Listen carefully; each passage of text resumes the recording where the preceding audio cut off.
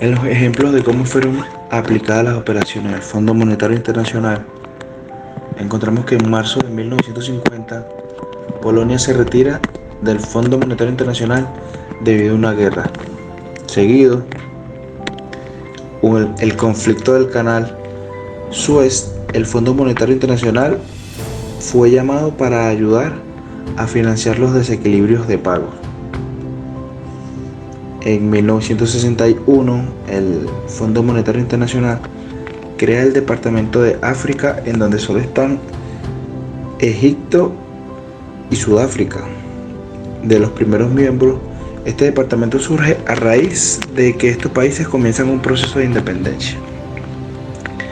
En la guerra de Vista y crisis petrolera, el presidente de los Estados Unidos, Richard Nixon, pone fin a la convertibilidad del dólar en oro. Y con esa acción, también el sistema de tipos de cambio fijos de Bretton Woods, donde él mismo concluyó en 1971, poniendo fin a los acuerdos que establecían un tipo de cambio fijo anclado a la convertibilidad del dólar en oro.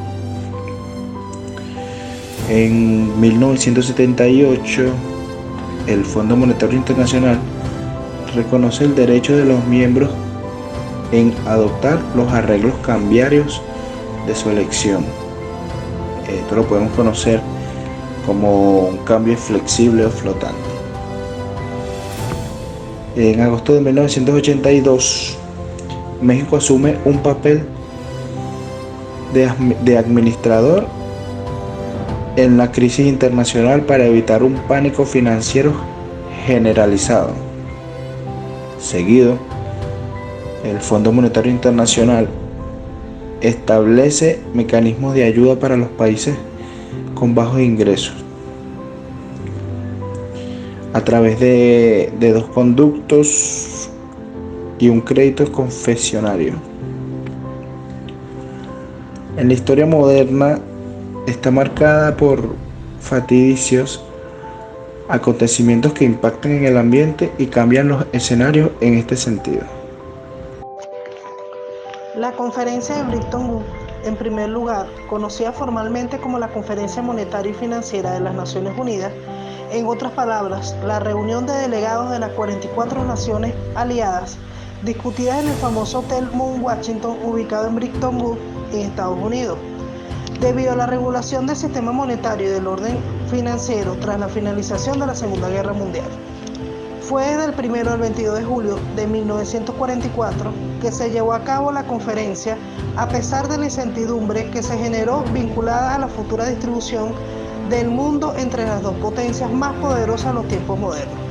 Entre pensamientos ideológicos y financieros extremadamente opuestos, en otros términos, lo de que demuestra lo crucial que fue establecer la rapidez, no obstante, de las reglas monetarias compartidas y valoradas a nivel internacional para volver a la total normalidad. En consecuencia de los acuerdos logrados, se creó el Banco Internacional de Reconstrucción y Fomento. Vale decir que es parte del grupo actual del Banco Mundial y además del Fondo Monetario Internacional. Bretton Woods, entre otras cosas, creó las instituciones que en estos momentos conocemos como el Fondo Internacional Monetario. Por otra parte, el Banco Mundial, localizando lo más sobresaliente entre su persona para lograr evitar, como si fuera poco, los males que se hubieran generado en el mundo durante el periodo entre guerras, debido a la suspensión de la conversión, elevando en consecuencia a inflaciones extremadas, lo que es peor, las que todavía se siguen haciendo en referencia simplemente para llamar la atención entre las políticas.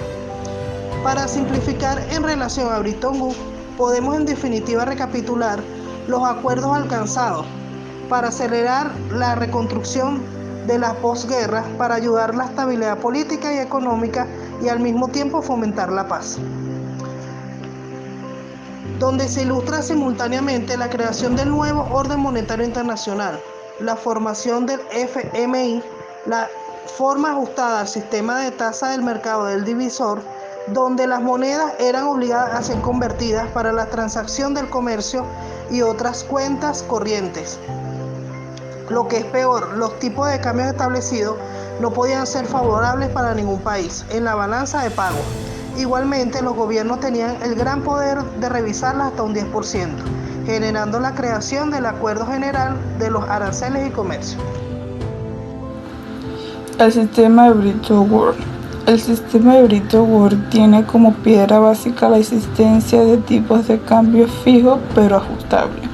Los tipos de cambio fijos a corto plazo deberían evitar la excesividad fluctuaciones que se habían producido en 1930 y su utilización para mejorar la competitividad de guerras de divisas. No obstante, cuando un país tuviese un desequilibrio fundamental, se permitiría el instrumento de ajuste ocasional. Así se evitaba la rigidez del patrón oro, que se había mostrado su incompetitividad con las políticas nacionales a principios de los años 1930, la cual todavía hubiera sido mayor el mundo de posguerra, dominado por el pensamiento keynesiano y su preocupación prioritaria por el pleno empleo. Bretton Woods y la época dorada del capitalismo en 1946 y 1973. Durante la época dorada del capitalismo, la producción industrial mundial alcanzó niveles sin precedentes de un 5,6% de crecimiento promedio anual. En esos años la economía creció mucho más rápido que la población, lo cual incrementó el bienestar y el nivel de vida en general. La economía de los Estados Unidos y Europa contaba con un intenso papel del Estado que contribuyó a fomentar el crecimiento del pleno empleo y estableció un estado de bienestar que incluía un amplio sistema de seguridad social para la distribución de ingresos, a un sistema de cooperación empresas, sindicatos y gobierno, y un Estado que actuaba como empresario a través de industrias públicas estratégicas para la economía nacional. Como hemos expuesto en este video, Bretton Woods es el encargado de incorporar el principio fundamental de la cooperación monetaria internacional. Pero el mundo de 1971 poco se parecía al de 1944. Del mismo modo, el sistema monetario financiero internacional de hoy se parece muy poco al de 1971, y menos aún después de la invasión rusa. Actualmente, la teoría económica se revela compleja a causa de la fijación de la tarea de establecer mecanismos que faciliten el logro de una estabilidad monetaria y financiera, al igual que duradera, a raíz de la crisis financiera del año 2008. Al respecto, desde la década del 2000, algunos economistas han argumentado que la política practicada por los bancos centrales y la estrategia orientada a la exportación de países asiáticos dependían en una gran medida de dinero interno.